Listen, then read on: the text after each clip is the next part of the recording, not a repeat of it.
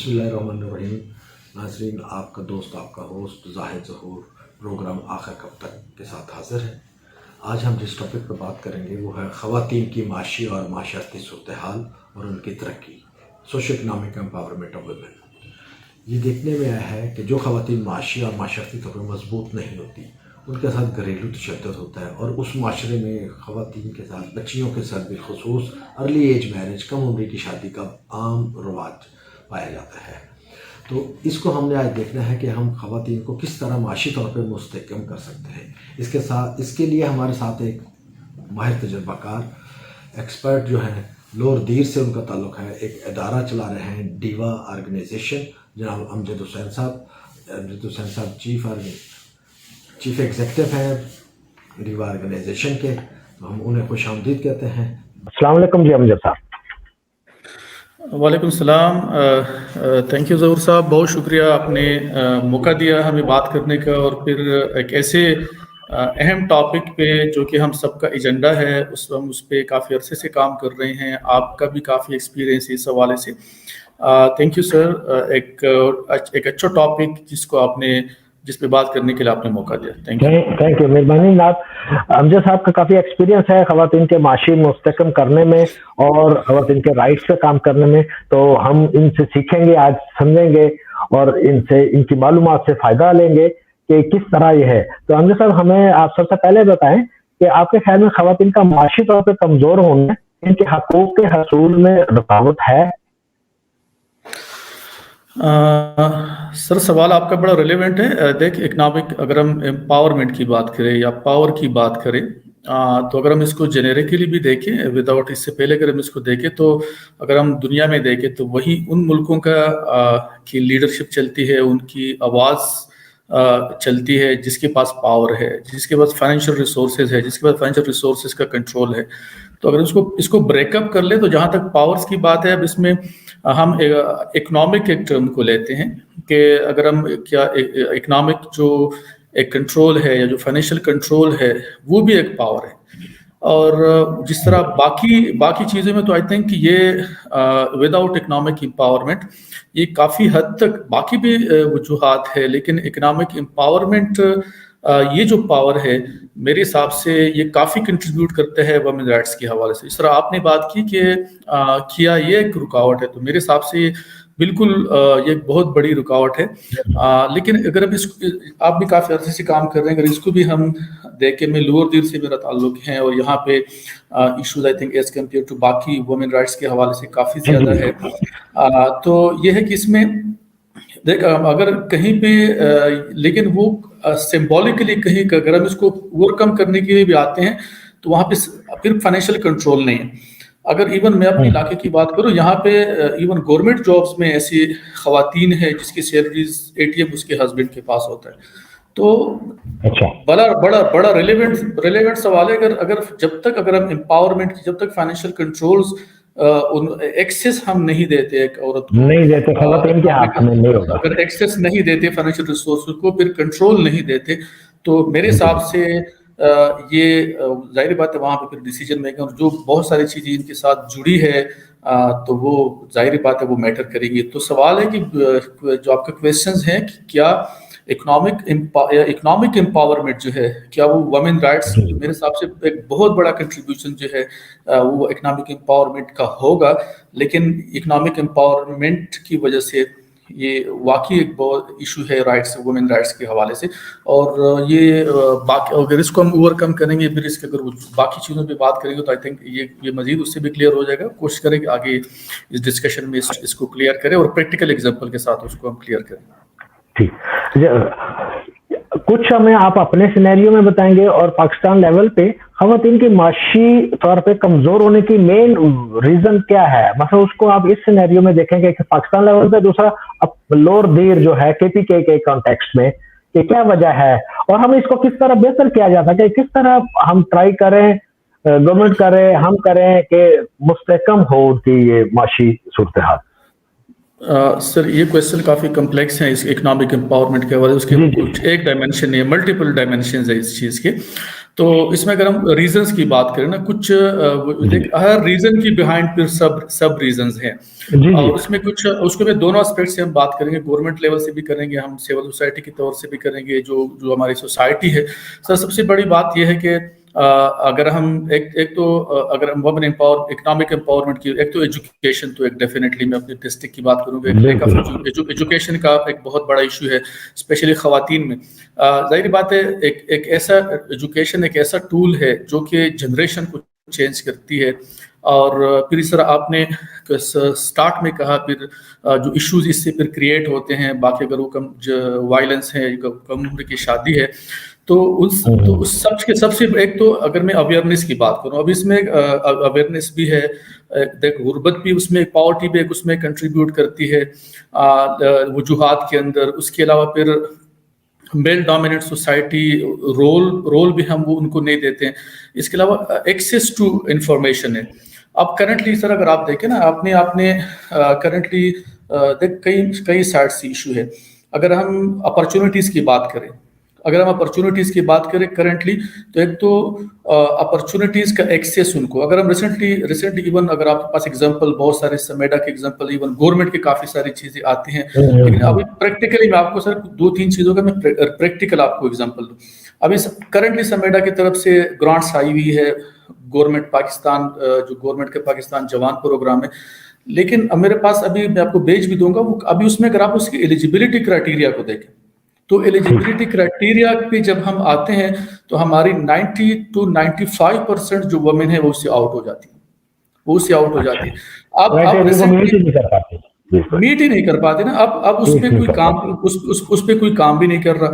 अब अभी रिसेंटली समेडा की तरफ से लोन आए हैं, उसमें 2 किस्म के लोन है। एक लोन आप एक्सपेंशन के लिए ले सकते हैं जो आपके पास ऑलरेडी, और एक आप न्यू स्टार्टअप के लिए ले सकते हैं। आप एक्सपेंशन के लिए क्राइटेरिया ये है कि आपके बिजनेस को 1 से 1.5 साल का अरसा हुआ हो, आपके पास कोई एविडेंस क्या है, या तो रजिस्ट्रेशन सर्टिफिकेट आपके पास हो या कोई बैंक अकाउंट्स हो। तो अगर आप बैंक अकाउंट्स को देखें तो हम अब बैंक अकाउंट तो हमारे पाकिस्तान में जो मैंने एक पढ़ा है कि 21% ओवरऑल है, उसमें 7% भी फीमेल के बैंक अकाउंट्स नहीं है। मैंने आपको एटीएम की एक एग्जांपल दी, एटीएम की। आप यहाँ पे गवर्नमेंट एम्प्लॉयज है वुमेन, उनकी एटीएम उसके बाकी लोग उसके हस्बैंड या ब्रदर्स वगैरह यूज करते हैं। तो एक तो राइट्स का ना होना है, इकोनॉमिक एम्पावरमेंट में वहाँ पे एक्सेस का इशू है, फाइनेंशियल रिसोर्सेज, फिर कंट्रोल का इशू है। अगर है तो कंट्रोल भी नहीं है। अब गाँव की अगर हम बात करें, गाँव में बहुत सारी औरतें जो मुख्तलिफ तौर से कंट्रीब्यूट करते हैं अपनी फैमिली के अंदर। अगर वो घर का काम करते हैं उसका इशू फिर उसको वो रिकॉग्नाइज ही नहीं होता। अगर घर का काम फाइनेंशियल टर्म्स में रिकॉग्नाइज ही नहीं होता। अगर वहाँ पे वो कुछ और अगर वो मुर्गियाँ पालती है या मतलब कोई जानवर पालते हैं, फिर वहाँ पे कंट्रोल उनका नहीं है। अगेन वहां पे उनका कंट्रोल नहीं है। और या तो वो घर के अंदर वो यूज, अगर वो सेल आउट कर रहे हैं तो वहां पे अगेन, तो मकसद सर ये एक तो जो रिसोर्सेज हैं उस तक एक्सेस का है, फिर कंट्रोल का एक बहुत बड़ा इशू है। तो अब अगर हम रूट कॉजेस पे जाते हैं, अगर आपने सोल्यूशन की भी बात की ना, तो सोल्यूशन तो सर जो इश्यूज है उसको एड्रेस करेंगे तो सोल्यूशन डेफिनेटली आएगा। अगर हम एक्सेस टू इंफॉर्मेशन की बात करते हैं, अब एक्सेस टू इंफॉर्मेशन में अब करंटली मैंने आपको 1-2-3 अपॉर्चुनिटीज की बात, एक तो लोगों को अवेयरनेस नहीं है इस अपॉर्चुनिटीज का, फिर गवर्नमेंट तो ग्रास रूट लेवल पे एड्रेस ही नहीं करती, इसको भी वो लोग अवेल कर देते हैं जिनके पास एक्सेस है, जिनके पास रिसोर्सेज हैं। जाहिर बात है वो लोग भी तो ऐसे नहीं देते, आपको पूरा बिजनेस प्लान बनाना पड़ता है, फिजिबिलिटी देनी पड़ती है। तो उसके बाद सर दूसरा माइंडसेट भी नहीं है हमारे पास। तो इवन बिजनेस माइंडसेट अगर हम बात करें, मैंने लोन्स की बात की, बिजनेस लोन्स की बात की, हमारे पास तो एक ओवरऑल बिजनेस का माइंडसेट कोई नहीं है। इवन यूनिवर्सिटीज के अंदर भी हमारे बिजनेस के लोग, बिजनेस के स्टूडेंट्स होते हैं। पीएचडी बिजनेस में क्या होता है, अप्लाई वो जॉब्स की सर्च में होता है। हमारे पीएचडीज भी है, वो बजाय कि क्रिएट करे वो खुद जॉब की सर्च में होते हैं। तो मतलब है कि काम जो इशू बड़ा वो कम्प्लेक्स है, इसको एड्रेस मल्टीपल तरीके से, सिविल सोसाइटी का भी रोल इसमें होगा, तब एड्रेस होगा, गवर्नमेंट का भी रोल होगा। गवर्नमेंट ग्रास रूट लेवल पे नहीं आती। और जो क्राइटेरिया है, अब मैं आपको ये मैं इसलिए कह रहा हूँ कि मेरे पास 2-3 ऐसे लोग हैं जो इंटरेस्टेड थे। रिसेंटली मैं इसी करंट की बात कर रहा हूँ, जो कि इंटरेस्टेड के लोन को अवेल करें। अब मैं आपको भेज भी दूंगा, रिसेंटली समेडा की तरफ से और ये केबी के अंदर इंडस्ट्रीज की तरफ से लोन आएंगे। अब दोनों में इशू ये है कि दो ऑप्शन है, एक तो आपका बिजनेस ऑलरेडी हो, वो रजिस्टर्ड हो और आपके पास कोई एविडेंस हो। तो यहाँ तो लोग बिजनेस कर रहे हैं लेकिन अपने छोटे लेवल पे हैं, वो इस लेवल पे हैं कि वो उनका गुजारा भी नहीं होता। वो लोन, एक तो उनके या तो लोन का उनको पता नहीं है कि लोन अपॉर्चुनिटीज क्या क्या है, फिर उनका एक्सेस नहीं है, फिर तरीकेकार का नहीं पता, फिर जब तरीकेकार का पता चल जाता है तो वो उसके एलिजिबिलिटी क्राइटेरिया में फंस जाते हैं। अब सेकंड है न्यू स्टार्टअप के लिए।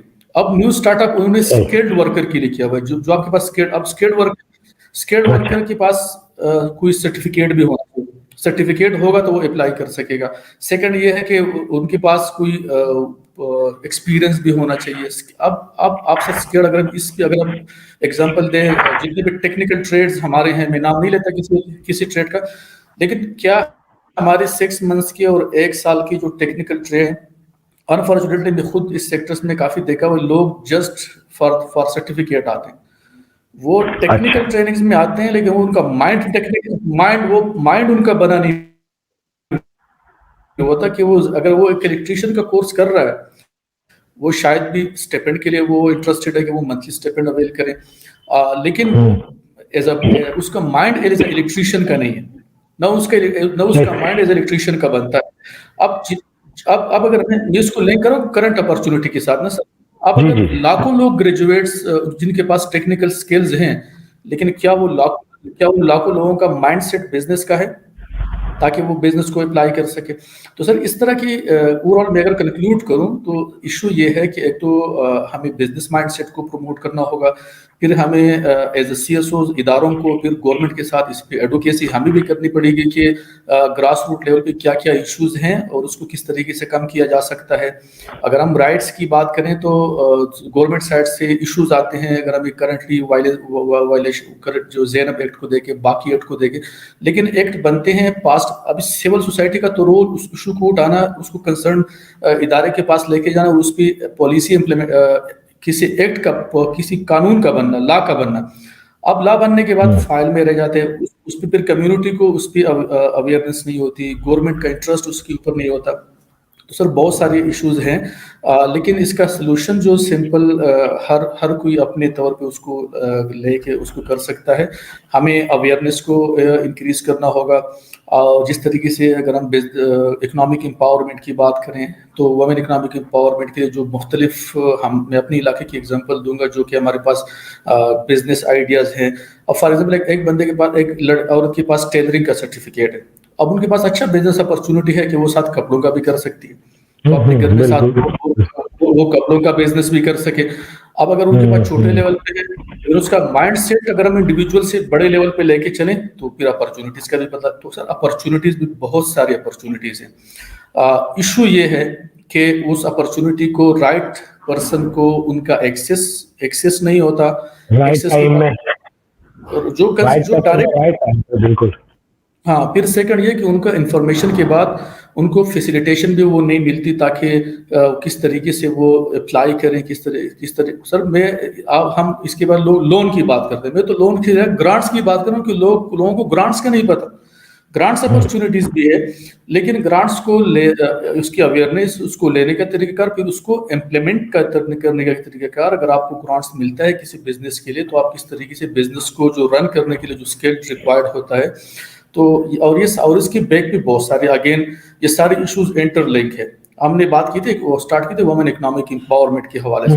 इकोनॉमिक एम्पावरमेंट में अगर मैं एक कंपोनेंट एजुकेशन को ही सिर्फ ले लूं, और इस एजुकेशन को अगर हम ब्रॉडर टर्म में देखें कि एजुकेशन तो एक तो स्कूल्स वगैरह की एजुकेशन है, फिर एजुकेशन को अगर हम अवेयरनेस के लेवल पर भी देखें तो एजुकेशन ये भी है कि जो वुमेन्स है उनको अपॉर्चुनिटीज का पता चले, उनका एक्सेस जो है वो एक्सेस जो है वो डेवलप हो, और उनके पास वो डिजायर्ड अप्रोच भी हो या डिजायर्ड स्किल्स भी हो, ताकि उस अपॉर्चुनिटी को वो अवेल कर सके, और अपॉर्चुनिटी को अवेल करने के बाद वो उसको बेहतर तरीके से इम्प्लीमेंट कर सके, और जो मकसद है किसी बिजनेस का, किसी अपॉर्चुनिटी का, अपने इकोनॉमिक डेवलपमेंट करना और इकोनॉमिक और एम्प्लॉयमेंट को जनरेट करना।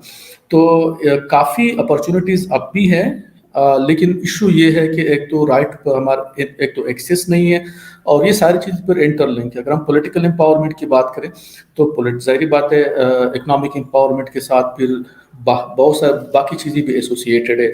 उनका डिसीजन मेकिंग, उसका अगर फाइनेंशियल कंट्रोल आता है तो घर में उनकी वैल्यू, जी जी। सारी चीज़ें। तो सर मैं अच्छा, आपका ये जो क्वेश्चन। जी जी। हाँ, आपने बड़ा तफसीलन बताया और वाकई आपने सही कहा कि असल में अवेयरनेस नहीं है, एक्सेस नहीं है और खास तौर पे डॉक्यूमेंटेशन नहीं है। तो डॉक्यूमेंटेशन की आपने बहुत अच्छी बात की कि छोटे कारोबार है उनकी कहाँ डॉक्यूमेंटेशन होते हैं, वो को रजिस्टर्ड नहीं होते, वो तो एक छोटा कॉटेज इंडस्ट्री जो घर लेवल से शुरू कर लिया। हमजा साहब, आवाज आ रही मेरी आपको?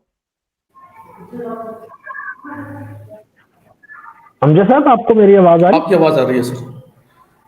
अच्छा, तो वो क्लियर सर, आवाज दूसरा आपकी आ स्किल रही का है। बड़ा आपने बताया कि बिजनेस प्लान बनाना। अब बिजनेस प्लान बनाना हमारे कितने लोगों को आता है, या स्किल्ड वर्कर हैं उनके पास कितने लोगों के पास सर्टिफिकेट्स है, और अपॉर्चुनिटीज मतलब एक ऐड दे देना काफी नहीं है, इसमें उनको फैसिलिटेट करने वाला बंदा नहीं। आपने बहुत बहुत तफसीलन जवाब दिया और हर नुक्ते की तरफ आपने बताया कि ना अब अवेयरनेस नहीं है, उन्हें जितना ग्रांट दी जा रही है, अपॉर्चुनिटीज गवर्नमेंट दे रही है, तो उनकी अवेयरनेस का भी अरेंज करें, डॉक्यूमेंटेशन वेव ऑफ करें, आप फिजिकली जाके चेक करें।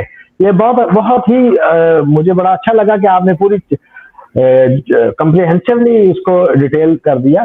तो इस पे डेफिनेटली बहुत काम होने वाला है, और being a civil society activist आप भी और हम लोग कोशिश करते हैं कि गवर्नमेंट को सपोर्ट करें। जहां गवर्नमेंट का अपने बहुत सारे बताती है, हमें प्लान बताती हैं, तो उसमें हम जितना फैसिलिटेट कर सकें फैसिलिटेट करें, और उन लोगों को ज्यादा से ज्यादा बेनिफिट्स हो। तो थोड़ा सा मुझे इस पे भी रोशनी डालिएगा कि आपने का एक्सपीरियंस है छोटे कारोबार को किस तरह बढ़ाना। बिल्कुल जीरो से आपने बहुत सारी फीमेल के कारोबार शुरू करवाए और उनको फिर आगे बढ़ाया, और आगे उनका स्केल जो है वो ऐसा ऐसा ग्रेजुअली ऐसा बढ़ाया आपने। तो आप थोड़ा सा मुझे कुछ कारोबार ऐसे बताएं कि जो हमारी खवातीन होंगी, हमारी फीमेल है, वो कौन से ऐसे छोटे कारोबार है जो कम, बिल्कुल लो कास्ट से शुरू करें और वो अच्छा उसको एस्टेब्लिश करें, उसके कुछ हमें तरीकेकार बताएं। सर कारोबार तो ज़ाहिर बात है, सर आपने बात की कारोबार को चलाने के लिए जो मुख्तलिफ एक्सपीरियंस है, तो कुछ ऐसा है कि अगर हम न्यू कारोबार स्टार्ट करते हैं तो हमें एक छोटे लेवल से उनको स्टार्ट करना चाहिए ताकि हम प्रैक्टिकली उनको सीख सकें। मैं आपको प्रैक्टिकल एग्जांपल दूं, अभी अक्टूबर के अंदर हमने कोविड-19 में हमने रिस्पांस किया पोल्ट्री के अंदर। तो जब हमने इस सेक्टर को देखा तो हमें बहुत सारे ऐसे पोल्ट्री के टाइप्स मिले, जिस तरह मोबाइल के मुख्तलिफ वर्जन होते हैं, इस तरीके से इसमें भी मुख्तलिफ टाइम टू टाइम ऐसे न्यू ब्रीड्स आते हैं जिसकी प्रोडक्शन एज कम्पेयर टू बाकी ज्यादा है। अभी रिसेंट फिर हमने उसका एक मॉडल भी डेवलप किया, और उसके बेस पे मकसद ये है कि रूटीन में हमारे इलाके में लोग पोल्ट्री घरों पे पालते हैं, लेकिन उनकी जो प्रोडक्शन है वो एज कम्पेयर टू कम है, जो न्यू ब्रीड्स हैं जो कि एडवांस लेवल पे। तो हमने एक मॉडल, जब हमने मॉडल को डेवलप किया खुद उसको प्रैक्टिकली सीखने के लिए, तो हमें काफी सारी ऐसी टेक्निकल चीजों का पता चला जो कि अगर हम ना करते हैं तो शायद हमें तो मकसद है कि जो भी कारोबार हम स्टार्ट करें प्रैक्टिकली उसको छोटे लेवल से करें, ताकि हमें जो इश्यूज आए उसको हम ओवरकम कर सकें और फिर हम एक बड़े लेवल पे जा सके। तो अभी हमने पीपीएफ को भी इस मॉडल को प्रपोज किया है और होपफुली इसको हम एक्सपेंड कर जाएंगे। अब उसका एक अच्छा मॉडल सोशल एंटरप्रेन्योरशिप का मॉडल बन सकता है। अभी सर मैंने बात की कुछ बिजनेस टेक्निकल होते हैं जो कि इंडिविजुअल उसको उस तरीके से टेक अप नहीं कर सकता, तो हमने उसको डीवा को भी एज अ रोल बीच में रोल दिया है कि जब तक हम अगर पीपीएफ के प्रोजेक्ट को हम आगे लेके चलते हैं तो जब तक हम वहां पे स्किल्स को डेवलप, उसको डीवा कंटिन्यूअसली उसको मॉनिटर करेगी, अपना रोल उसके अंदर बिजनेस के साथ उनका रोल होगा, और जैसे जैसे उन लोगों की स्किल्स डेवलप होंगी उनको रियलाइज होगा, इंपॉर्टेंस का पता चलेगा, प्रोडक्शन का पता चलेगा, तो उनकी नीड्स, उनके जो डोमेस्टिक नीड्स हैं उससे ज्यादा उनकी जब प्रोडक्शन होगी तो कोशिश हम करेंगे कि हम उसकी डोमेस्टिक नीड्स को पूरे करने के बाद उसका माइंडसेट, बिजनेस माइंडसेट बना रहे कि एक छोटे लेवल का जो कारोबार है इसको किस तरीके से हम बड़े लेवल पे लेके जा सकते हैं। फिर सर आजकल हम टेक्नोलॉजी को इग्नोर नहीं कर सकते, और बहुत सारे आगे बात जाती है गवर्नमेंट लोग, बहुत सारे आजकल चीजें टेक्नोलॉजी, सर हम अभी टेक्नोलॉजी पे, लेकिन इन चीजों से हमारी 90% पॉपुलेशन दूर है, काफी इश्यूज है कि वो उस टेक्नोलॉजी के ऊपर आएंगे।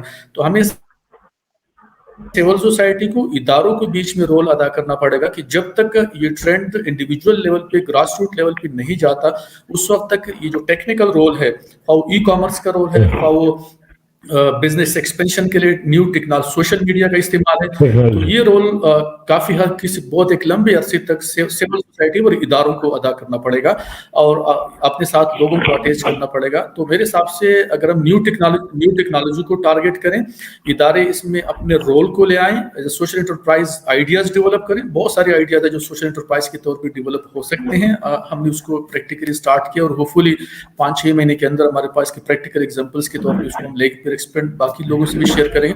तो मतलब कि टेक्नोलॉजी को हम बीच में इन्वॉल्व करें और लोगों के छोटे छोटे ग्रुप बनाएं, उनके छोटे छोटे बिजनेस को डेवलप करने की कोशिश करें और उसका बिजनेस माइंडसेट बनाएं। तो बिजनेस माइंडसेट करने के बाद एक पूरा सप्लाई चेन बनेगा। जब तक पूरा एक सप्लाई चेन को हम डेवलप, अभी सर इशू ये है कि लोगों के पास वो ज्यादा प्रोडक्शन भी कर लेते हैं, लेकिन इशू ये है कि उनके पास आउटरीच नहीं होती। किस तरीके से हम अपनी इस बिजनेस को, तो हम अगर इदारे अपना रोल अदा करें तो हम गांव के बिजनेस को हम वर्ल्ड लेवल पे लेके जा सकते हैं, जो कि ई कॉमर्स का हमारे पास जो सोशल मीडिया है। तो हम उसके एग्जाम्पल आजकल अमेजोन का आप देख रहे हैं, अमेजोन है, दराज.com। तो हम छोटे लेवल के कारोबारों को इवन दुनिया बड़े लेवल पे लेके जा सकते हैं। और जब चूंकि हमारे पास एरिया काफी लोगों के पास इश्यूज हैं, एजुकेशन की इश्यूज हैं, टेक्नोलॉजी एक्सेस का इशू है, तो आई थिंक ये रोल का एक लंबे अरसे तक ये लोग इदारों को अदा करना पड़ेगा और ये डेफिनेटली कंट्रीब्यूट करेगा इकोनॉमिक एम्पावरमेंट को। और इकोनॉमिक एम्पावरमेंट फिर बहुत सारे ऐसी इश्यूज हैं जो कि ऑटोमेटिकली अगर वो इकोनॉमिक एम्पावरमेंट आती है तो जो कि एक रूट कॉज है बहुत सारे इश्यूज का, तो फिर जो जितनी इश्यूज इससे क्रिएट होते हैं, वुमेन्स की पार्टिसिपेशन का, डिसीजन मेकिंग के,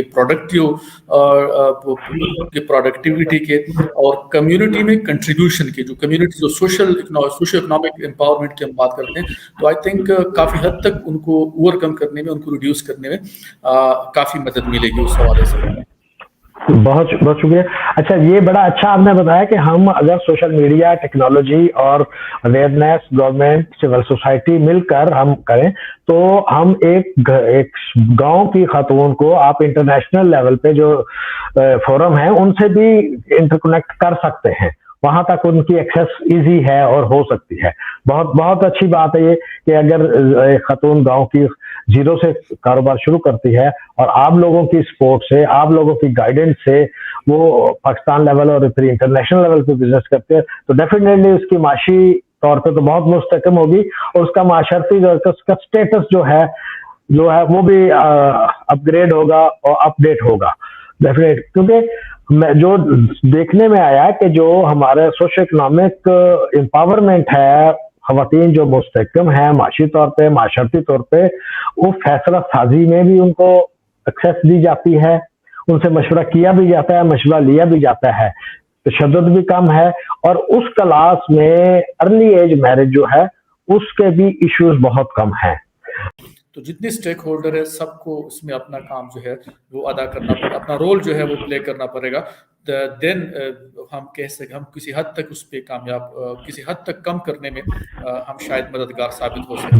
कोई एडवांस सोल्यूशन नहीं है सर, ये पूरे सब स्टेक होल्डर को उसके ऊपर रोल प्ले करना। और साथ साथ हमारी सिविल सोसाइटी को भी इकोनॉमिक एम्पावरमेंट, अगर हम इंडिविजुअल की बात करते हैं तो अगर हम इदारे को एक इंडिविजुअल ले, तो जब तक हम खुद एज ए इदारा इकोनॉमिक एम्पावर ना हो, हमारे अपने रिसोर्सेज हम जनरेट ना करें और जब तक हम अपने इंडिपेंडेंस को डोनर के ऊपर हम कम ना करें, तब हम लॉन्ग टर्म पे अपने विजन और मिशन के ऊपर काम नहीं। तो जिस तरह इंडिविजुअल के लिए इकोनॉमिक एम्पावरमेंट का होना जरूरी है, सिमिलरली हमारे इदारों को भी इकोनॉमिकली एम्पावर होना, इंडिपेंडेंट होना, सस्टेनेबल होना जरूरी है। उसके लिए हमें सोशल एंटरप्राइज आइडियाज पे जाना पड़ेगा, तब हम दोनों साइड की इदारे सस्टेनेबल होंगे तो हम कंटिन्यू इन इश्यूज के ऊपर काम करने कामयाब होंगे। Thank you. बहुत शुक्रिया जनाब अमजद साहब आपका। आपने बड़ी डिटेल से ये चीजें और आखिर में आपने बड़ा अच्छा इसको सम अप किया कि ये अवेयरनेस और ट्रेनिंग हो कम्युनिटी ग्रासरूट लेवल पे और तमाम स्टेक होल्डर्स जो हैं वो मिलकर किसी एक बंदे, एक इदारे, एक इंडिविजुअल का काम नहीं है। इसमें सिविल सोसाइटी अपना रोल अदा करे, गवर्नमेंट अपना करे और एक कंटिन्यूस प्रोसेस है ये कि लोग भी चाहें इसको और अडॉप्ट करें, अवेयरनेस हो, उनकी ट्रेनिंग हो, तब जाकर ये इकोनॉमिकली एम्पावर भी होंगे। और फिर इंटरलिंक है ये इकोनॉमिक एम्पावरमेंट ऑफ फीमेल जो है कि जब वो एम्पावर हो जाएंगी डिसीजन मेकिंग में, उनकी फुली पार्टिसिपेशन होगी तो तब कम उम्र की शादी भी कम हो जाएगी और इस पर घरेलू तशद्दुद जो डोमेस्टिक वायलेंस है ये यकीनन कम होगा। बहुत शुक्रिया अमजद साहब आपका टाइम देने का। बहुत शुक्रिया। ओके जी, अल्लाह हाफिज़। Thank you very much. Thank Allah you. हाफिज़। अल्लाह हाफिज़।